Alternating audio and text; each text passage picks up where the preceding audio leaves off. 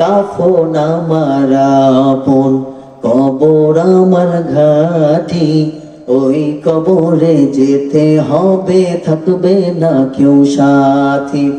থাকতে হবে নিরালায়, একা একা বাসতলায়, থাকতে হবে নিরালায়, একা একা বাসতলায়, চতুর্দিকে রবে শুধু মাটি, চতুর্দিকে রবে শুধু মাটি।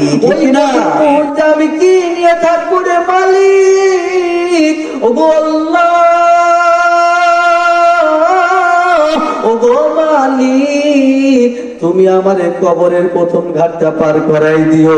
কবরকে দেখে যদি বড় বড় সাহাবী খলিফাতুল মুসলিমিনরা যদি কান্না করতে পারে, তুমি কোন বংশের জমিদার হয়েছো, তুমি কোন পীরের মুরিদ হয়েছো, তুমি কত বড় আশিক রাসূল হয়েছো, তোমার চোখ থেকে কেন পানি বের হয় না? কথা বলেন ঠিক কিনা?